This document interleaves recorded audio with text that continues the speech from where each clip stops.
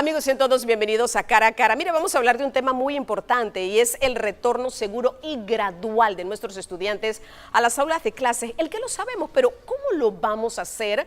Hay personas que están a favor y otros en contra. Pero les comparto este dato. ¿Sabe usted que 3 de cada 5 niños y niñas que perdieron un año escolar en el mundo viven en América Latina? Así como lo escucha. Hoy vamos a abordar este tema con el coordinador de programas de la UNICEF y también un especialista en educación. Estamos hablando de Javier Córdoba porque él es nuestro invitado de hoy aquí en Cara a Cara. Bien, arrancamos con estas cifras interesantes. Javier, gracias por estar con nosotros. Usted es especialista en educación y definitivamente un país sin educación no tiene desarrollo. ¿Cómo podemos traducir en números esta cifra? 3 de cada 5 niños en el mundo que perdieron el año escolar pertenecen a América Latina y el Caribe. ¿Cómo pudiésemos traducir esos números? ¿De cuántos estamos hablando? Bienvenido a Cara a Cara. Muy buenos días, Dorcas. Un saludo para todos los televidentes. Un placer para nosotros estar acá. Bien, tomando su pregunta, tal vez y simplificando un poco los datos de este informe global que acaba de lanzar UNICEF, podemos indicar que en el mundo aproximadamente 168 millones de niños y niñas perdieron prácticamente, total o parcialmente, un año escolar. Y el 60% de los que lo perdieron viven en América Latina y el Caribe. Es decir, los países de nuestra región son los países que han permanecido por más tiempo, por un periodo más prolongado, con las escuelas totalmente cerradas. Ahora, Javier, vamos con un dato todavía mucho más crudo. Panamá es el país en el mundo cuyas escuelas han estado cerradas por mayor tiempo. Esto realmente es alarmante para nuestro país y por eso es este interés tal vez de ir viendo esa manera, yo reitero esta palabra, gradual, de poder retornar a las aulas de clases. Ahora, Javier, aquí hay un gran reto para los panameños y lo vamos a ir viendo a través del programa porque nuestras escuelas antes de la pandemia no contaban con las mejores condiciones para que los estudiantes pudiesen estar allí. Hay un reto primordial que tenemos los panameños en este sentido, Javier. Efectivamente, Dorcas. Panamá es el país que aparece en primer lugar en esa lista, pero hay otros muchos países de la región y están todos en un rango muy parecido. Lo importante no es quién está primero o segundo, lo importante es analizar de alguna manera las consecuencias que el cierre prolongado de las escuelas están teniendo en los niños, las niñas y los adolescentes de la región y por supuesto de Panamá. Y sabemos que son graves, ¿no? Y también, como usted decía, hay elementos que son pues, estructurales, ¿no? Desafíos que el país tenía previos a la pandemia, pero como en cualquier crisis, algunos elementos estructurales de pronto afloran y se hacen más evidentes. Entonces, esas brechas, esas falencias, esas necesidades se hacen más evidentes en este momento dentro del sector de educación. Es muy importante también señalar que en esta pandemia, por ejemplo, en Panamá se han hecho logros impresionantes, algo que era impensable hace un año y medio, como poder lograr activar la educación a distancia en el país en tan poco tiempo. Y eso ha permitido que muchísimos, cientos de miles de niños, niñas y adolescentes estén conectados a la educación y hayan tenido acceso a algún tipo de aprendizaje. Prácticamente el año pasado fueron 8 de cada 10, según una encuesta de hogares desarrollada por UNICEF, que pudieron conectarse a la educación. Sin embargo, es importante también estar claros y ser objetivos en que hay muchos miles que no se han podido conectar y que muchos de los que se han conectado a la educación, los aprendizajes no están siendo todos los significativos, lo necesarios. Ahora, yo creo que es importante y en esa misma dirección hablar sobre algunos números. El cierre de escuelas afectó en el peor momento de la pandemia al 90% de los estudiantes a nivel mundial y pues privó de acceso a la educación a distancia a la tercera parte de los niños en edad escolar. Es decir, esto traducido en números, estamos hablando de una gran cantidad.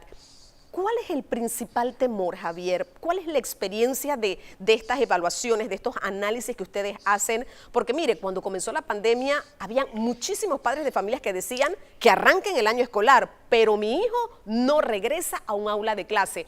Hoy en día nosotros estamos hablando de vacunación, vamos por la fase número 2, estamos hablando que en esa fase número 2 van a entrar los educadores, que creo que es un gran gancho porque obviamente van a estar protegidos y muchos de los educadores han dicho, bueno, lo que pasa es que nosotros vamos a estar vacunados, pero no necesariamente los chicos en edad escolar, obviamente porque son de 16 para arriba, con algunas enfermedades y todo aquello que ya conocemos a nivel de vacunación.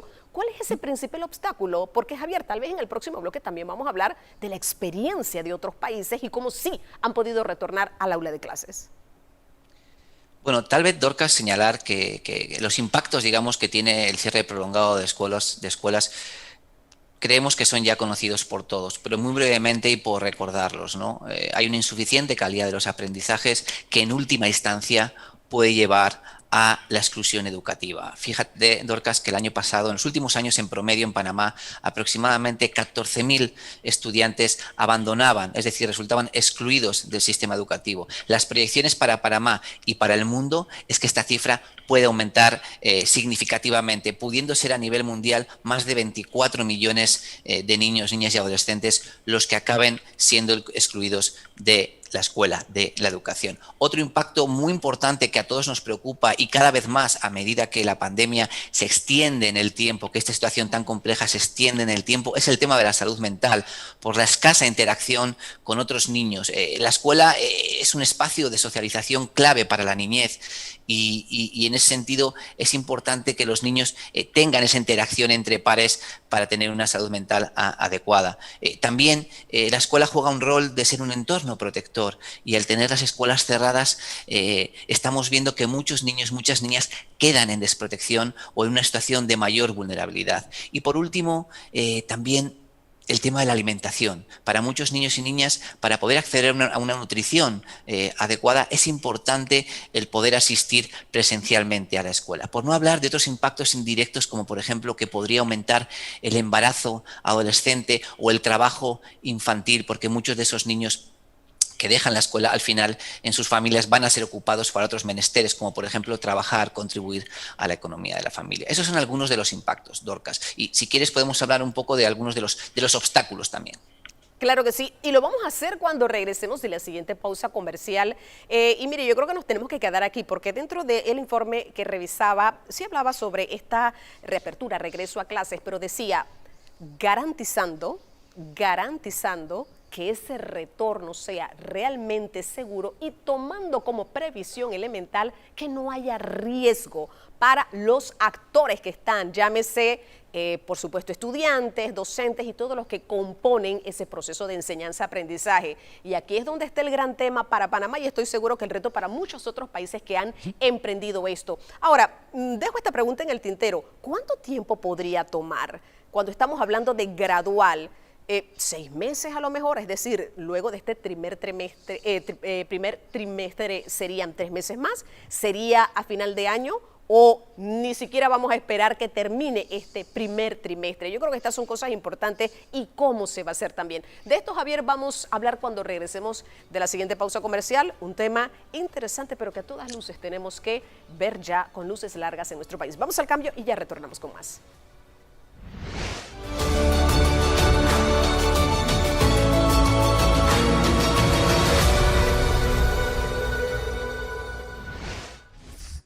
Amigos, ya estamos de vuelta. Esto es Cara a Cara, hablando sobre este tema tan importante que es el retorno a las aulas de clases.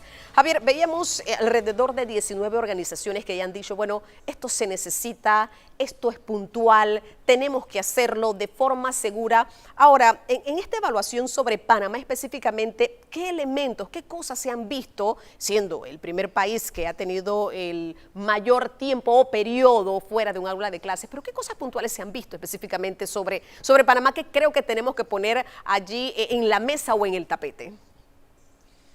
Bueno, es importante señalar sobre todo que de las diferentes encuestas de hogares que se implementaron durante el anterior curso escolar, hay algo que queda muy claro.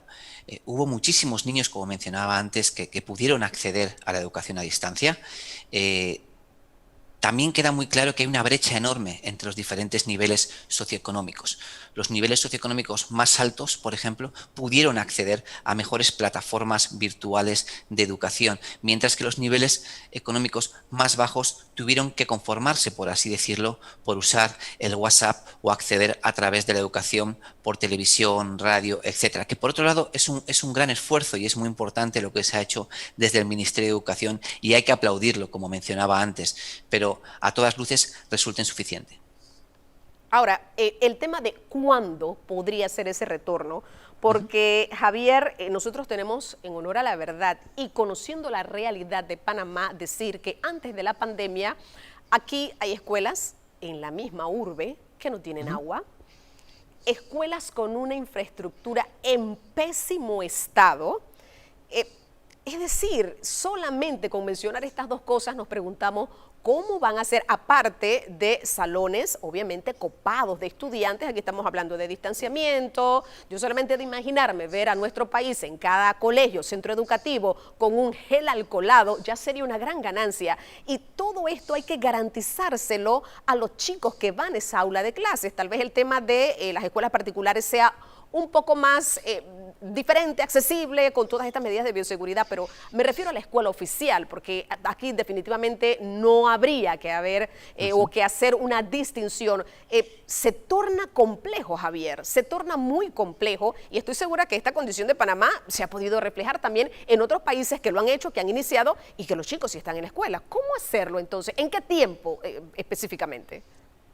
Creo que es una muy buena reflexión, Dorcas. Es algo complejo, es un desafío, pero no por ello debemos no enfrentarlo. Al contrario, el momento es ahora. Es momento de empezar a hablar de esa reapertura progresiva, segura y voluntaria a las aulas. A nadie se le puede obligar, en principio, a ningún padre, a ninguna madre de familia se le puede obligar a enviar a sus hijos, a sus hijas a la escuela. Sin embargo, muchos de los problemas, de los desafíos que mencionabas hace un momento, Dorcas, también los tienen otros países de la región y han iniciado de manera progresiva ese regreso gradual.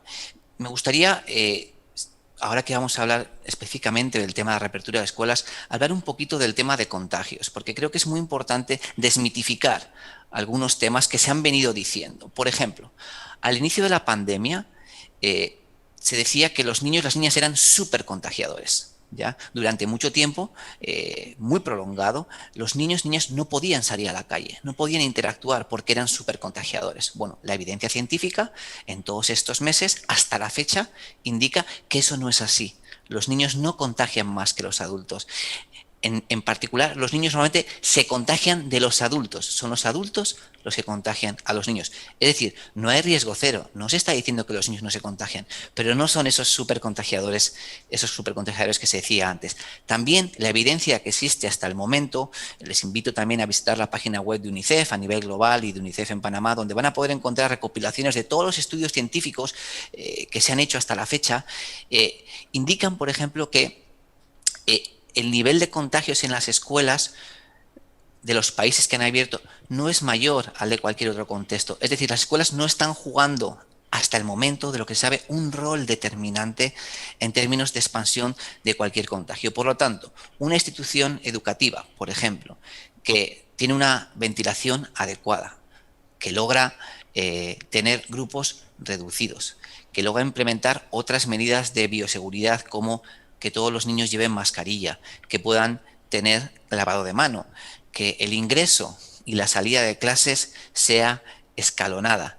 Estará reduciendo de manera notable cualquier riesgo de contagio. Y no olvidemos algo muy importante, prácticamente todo ha abierto. Supermercados, algunos centros de ocio, algunos bares, comercios, empresas, y las escuelas siguen cerradas. Y el mensaje que queremos mandar es muy claro. Hay que priorizar a las escuelas. Y si entre todos lo hacemos, vamos a encontrar la fórmula que nos permita de manera progresiva, segura y voluntaria, repito, que los niños y las niñas regresen a clases presenciales o semipresenciales, que es prácticamente el modelo que se está implementando en la mayoría de los países del mundo. Claro, y me deja esta respuesta lugar para la siguiente pregunta. ¿Quiénes son los que más se oponen con la experiencia de otros países? Le temen, en este caso, las mismas autoridades gubernamentales a decir, no, hombre, es que no queremos que en nuestro país se mencione muchos más contagios. ¿Son los educadores? ¿Son los padres de familia? ¿Dónde han visto ustedes con esta experiencia que existe el mayor obstáculo de decir no debemos hacerlo en este momento? Con esta pregunta, Javier, me voy a la pausa. Quédese con nosotros porque hay mucho más que contar y también me gustaría saber un poco la experiencia de otros países, por ejemplo, Colombia, Costa Rica, que son nuestros países vecinos, y otras naciones que también se ha dado esta apertura con un poco a lo mejor de temor al inicio, pero luego diciendo hay que hacerlo y hay que cambiar, porque ese es un poco el tema, la conducta hay que cambiarla. Pero lo vamos a ver cuando regresemos de la siguiente pausa comercial. Acompáñenos, esto es Cara a Cara.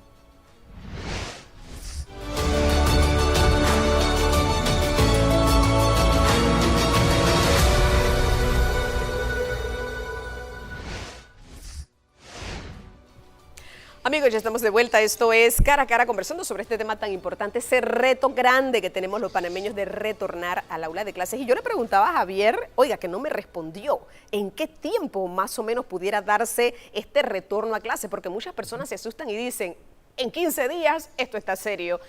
Y también dejo esta pregunta, ¿quiénes son los que más se oponen, Javier? ¿Quiénes son los que más dicen por la experiencia de otros países, hombre, que vamos a estar abriendo? El contagio se va a propagar muchísimo más. Dos preguntas de arranque en este tercer bloque. Gracias, Dorcas. Mira, es difícil estimar un tiempo. Lo que hay que hacer es empezar desde ya. Hay que empezar a prepararse ya. Si se va a abrir dentro de un mes, o de 3 semanas, o de 2 meses, hay que empezar a prepararse ya. Ya el año pasado, el Ministerio de Educación impulsó varios pilotajes, varios pilotos en 19 escuelas, si no recuerdo mal. Y todos funcionaron muy bien. O sea, ya hay experiencia adquirida. Lo importante es ir empezando de manera progresiva, en lugares donde el nivel de contagios es bajo.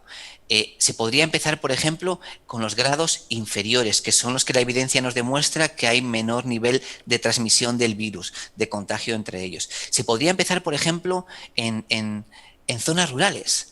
Es curioso, pero hay muchísimos padres y madres de familia que piden a las autoridades del Ministerio de Educación, a los organismos internacionales, a las ONGs, que por favor abran las escuelas, porque para ellos la única alternativa es una educación presencial, porque por diferentes motivos no tienen acceso a la educación a distancia, no tienen acceso a internet, no se pueden conectar a una laptop adecuada, sus papás, sus mamás no pueden acompañarles en el proceso de aprendizaje, porque no olvidemos lo difícil que es para muchos padres y madres, sobre todo para las madres, que son las que toda la evidencia nos dice las que se están encargando de acompañar el proceso de aprendizaje de sus hijos y de sus hijas. Entonces, imagínase el desafío en una zona rural. Entonces, en ese sentido, se puede y debemos empezar progresivamente esa reapertura, como decíamos, segura y voluntaria. Y con respecto a los que más se oponen,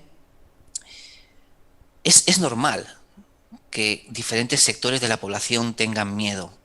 Este ha sido un año muy duro, una pandemia que ha costado muchas vidas. Muchas personas conocen a alguien que se ha enfermado, que ha fallecido, y todos somos conscientes de eso. Pero también es cierto que debemos tratar de convertir el miedo en esperanza, que estamos hablando de nuestros niños, de nuestras niñas, que estamos hablando de una generación entera. Y debemos tomar las acciones y entre todos acordar qué podemos hacer para brindarles una educación adecuada, porque de verdad lo necesitan, el momento Javier, es ahora. Sí, claro, entonces la sugerencia aquí o recomendación pudiera ser arrancar primero por las escuelas del interior del país. Sí, porque es que lo que estaba señalando era muy interesante.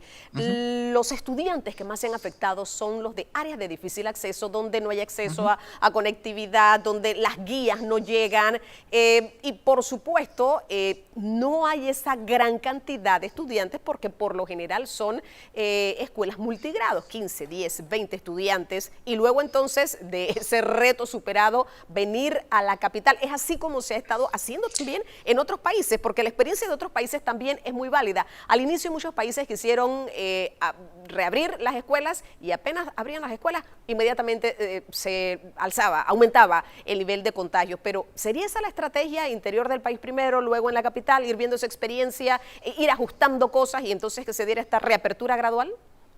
Efectivamente, Dorcas. En algunos países de la región, por ejemplo, como Uruguay, se empezó por zonas rurales, se continuó por los grados más bajos, como preescolar o primaria, y de manera progresiva han ido abriendo otros niveles. Nadie está planteando que, digamos, en una semana abra todo el sistema educativo del país como si no ocurriese nada, ni mucho menos. Lo que estamos planteando es que es necesario poner los cimientos en este momento para esa reapertura progresiva, segura y voluntaria, empezando por las zonas rurales, empezando por los grados de preescolar, empezando por aquellas escuelas que ya tengan las condiciones para poder empezar y que aprendamos como país, como sistema educativo, como sistema de salud, de esos pilotos, de esas iniciativas, para que cuando de verdad se abra toda la educación, estemos preparados como país, ¿no? Es necesario empezar por algún lado, no nos podemos quedar en el inmovilismo, digamos. Claro, muchísimas gracias, Javier. Interesante esta reflexión.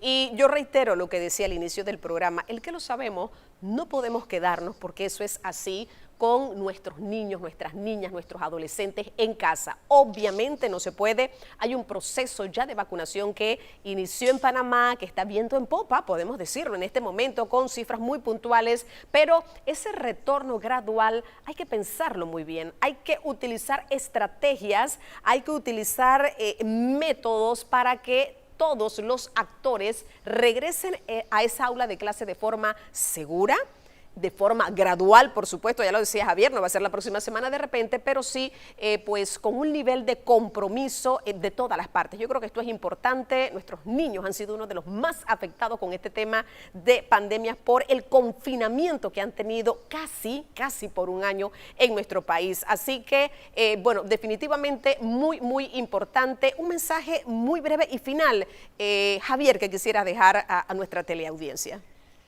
Primero, Dorcas, decir que felicitamos muchísimo la decisión de adelantar la vacunación de los maestros y maestras. Están en la fase 2B y es clave para su salud y para el sistema educativo del país que ellos puedan vacunarse lo antes posible. Y segundo, terminar diciendo que como país Panamá debe poner en una balanza qué es más perjudicial: continuar con las escuelas totalmente cerradas o reabrirlas progresivamente en condiciones de seguridad. Desde UNICEF estamos convencidos de que se deben abrir las escuelas de manera progresiva, segura y voluntaria, pues el costo es extremadamente alto para una generación entera de mantenerlas cerradas. Claro que sí, y que si siguen cerradas, ese costo lo vamos a ver dentro de un par de años. Pero me quedo con esa condicional reapertura de escuelas, pero con seguridad, que es el punto clave que hay que verificar y que otras naciones también lo han hecho. Javier Córdoba, muchísimas gracias por habernos acompañado aquí en Cara a Cara viendo estos datos, estas cifras